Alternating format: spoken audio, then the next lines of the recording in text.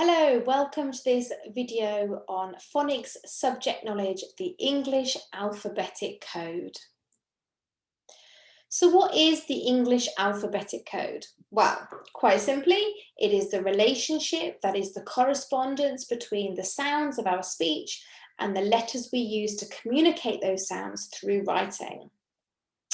We have about 44 sounds or phonemes in the English language, and we have over 150 ways to represent these. And we call out ways to represent them graphemes or letters or letter groups. It sounds like a lot of code, and it is quite a lot of code, but it can be taught in a really systematic way through a phonics program, and it's much more efficient to learn it in this way than it is to learn tens of thousands of words individually.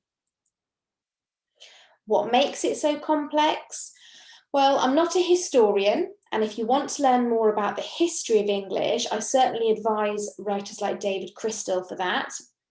But in a nutshell, and quite crudely, as our country developed, as people came from different places around the world and settled here, so for example, when the Romans came or when the Normans came, they brought their languages with them. And when they left their languages behind. And so what we have as a result in our modern English is an amalgamation of lots of other bits of languages, bits of French and bits of Latin. And it can be really interesting actually to do a study of words and to track back and work out where they've come from. And you'll see how it kind of maps out to all these different places. So we have a very rich, interesting history to our English language, which is why it is complicated. Now, the technical side of this is that we have these three features. So we can have one sound represented by one letter. For example, the sound A is represented by only the letter A. We can have one sound, but many ways to spell it. So for example, the sound OR has lots of different ways of spelling it. There are about 12 different graphemes that represent the OR sound. And OR is a really interesting sound because it's quite unstable. So for me, in my accent, the OR sound is represented by 12 graphemes. But in other parts of the country, dependent on people's regional accent, they might have less versions of OR that are true to the OR sound, and they might have a slight pronunciation difference for some of the other OR graphemes. Then we have one grapheme, so one way of writing, of representing, can represent multiple sounds. And an example of this is the letter shape A can be A, apple, A, angel, R, father, E, any, O, swan. So it's pretty complicated, this English alphabetic code, but fear not, we can teach it in a really organised, systematic way. Now the code is also reversible, so it's quite an important little feature, this one. When we see the letters and we say the sounds, this is the basis for reading. And the opposite, when we hear the sounds and we find, identify, or we write the letters, this is the basis for writing. So reading and writing are the reversible skills. And one of the great things that Rocket Phonics does is make sure that we have a balance of both of these skills through our teaching and our practicing. A mnemonic system. So most phonics programs have some sort of mnemonic system, and this is an aid to memory. It's a way of helping our learners recall the letter shapes, to remember them, and also it supports spelling. So if, for example, a child says to you, I really want to write the word lock, I can hear a k at the end of lock, but which way do I spell it? You're able to say, you need the k as in duck, because at the point that they learnt the CK grapheme, they learnt that duck is the key picture for that sound. So let's have a look at the mnemonic system in Rocket Phonics and go through all of the code. It's going to be quite hefty. We're going to go through about 130 pieces of code. So if you need to pause, if you need a break. You'll notice at the top we've got a letter in slash marks, and when we have this representation in slash marks, this means we're talking about the sound. So we've got the sound, and then we have the key picture, and we have the grapheme in the middle of the screen. S as in sun. A as in apple. T as in tap. I as in insect. P as in pan. N as in net. As in mouse. D as in dog. G as in goat. O as in octopus. K as in cat. K as in kite.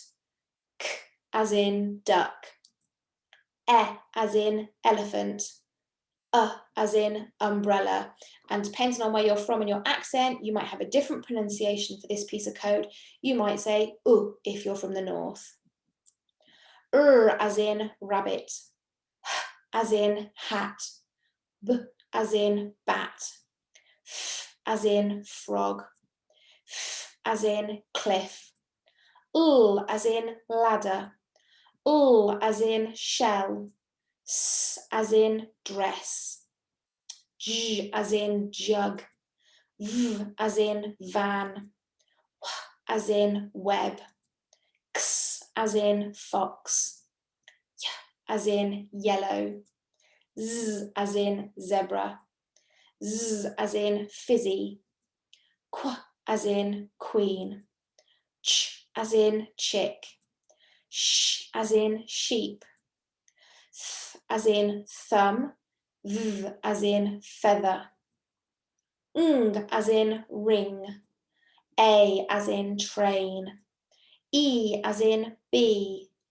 I as in light. O as in boat. U as in book. U as in moon. R as in car.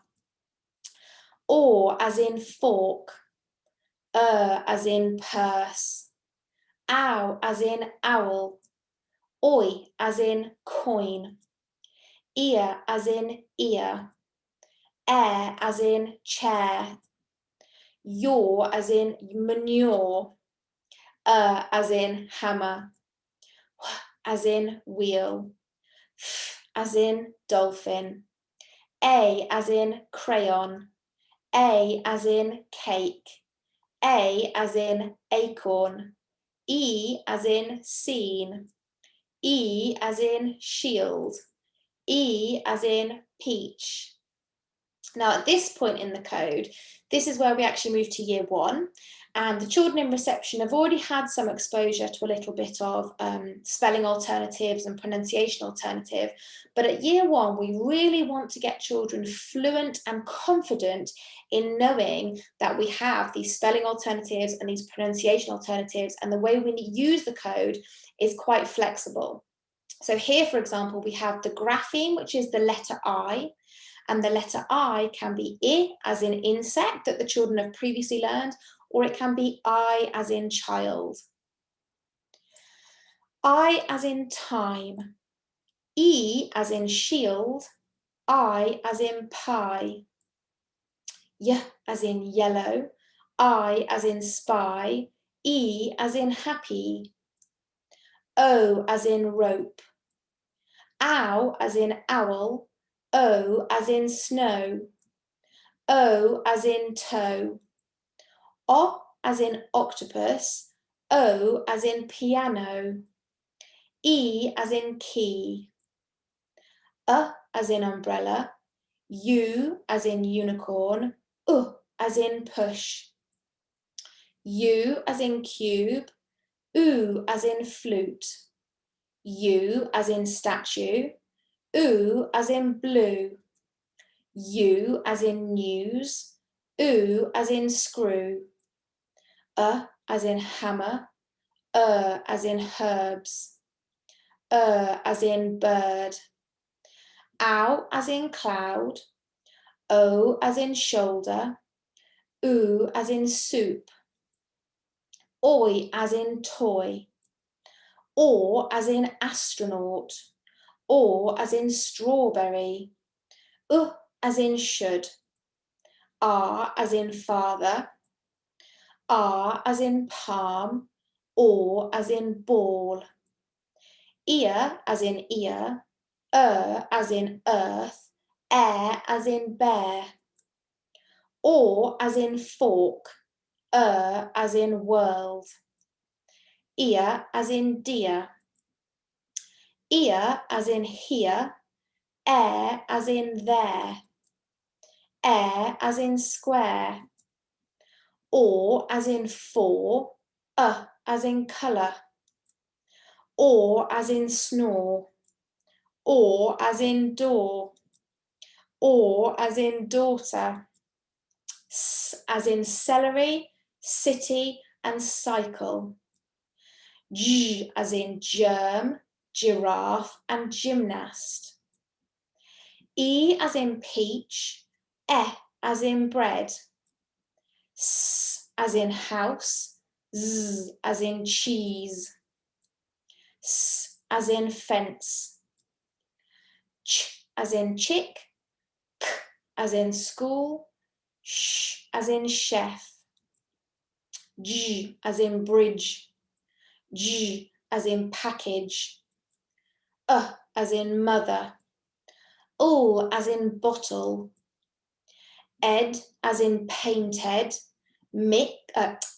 ed as in painted, t as in mixed, d as in drilled, as in comb, n as in not, n as in sign, as in writing, ch as in hatching, j as in treasure, television, collage, ch as in picture, e as in happy, I as in spy, I as in pyramid, s as in scissors, s as in whistle, o as in watch, o as in squash, sh as in station, musician and percussion.